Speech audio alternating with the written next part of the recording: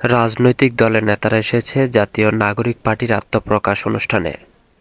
ঢাকার মানিক মিয়া এভিনিউ তরুণদের নতুন রাজনৈতিক দল জাতীয় নাগরিক পার্টি আত্মপ্রকাশ অনুষ্ঠানে যোগ দিয়েছে দেশের বিভিন্ন রাজনৈতিক দলের নেতারা। এছাড়াও দেশের বিভিন্ন জেলা ও বৈষম্য বিরোধী ছাত্র আন্দোলনের নেতারাও দলে দলে জামায়াত হয়েছে মানিক মিয়া এভিনিউ। মঞ্চের সামনের সারিতে একপাশে বিভিন্ন রাজনৈতিক দলের নেতারা বসার আসন রাখা হয়েছে, আরেক পাশে জুলাই গণঅভ্যুত্থানের শহীদ পরিবারের সদস্যদের বসার ব্যবস্থা রাখা হয়েছে।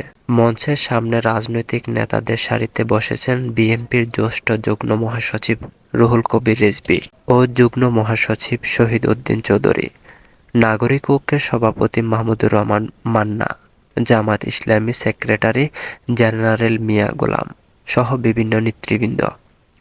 এছাড়াও অনুষ্ঠানের সামনের সারিতে বিভিন্ন দেশের কূটনীতিকরাও ছিলেন। নতুন দলের আত্মপ্রকাশ অনুষ্ঠানে বেলা ৩টা হওয়ার কথা ছিল, তবে বিভিন্ন জেলা, বিভিন্ন থানা মানুষ ও দেশের বিভিন্ন শিক্ষা প্রতিষ্ঠানের শিক্ষার্থীরা খণ্ড খণ্ড মিছিল নিয়ে আসছেন। ঢাকার আগারগাঁওয়ে পুরানো বাণিজ্য মেলা মাঠে ঢাকার বাইরে থেকে আসা গাড়িগুলোর পার্কিংয়ের ব্যবস্থা রাখা হয়েছে। ইতিমধ্যে বিপুল সংখ্যক মানুষের সমাগম হয়েছে মানিক মিয়া এভিনিউয়ে।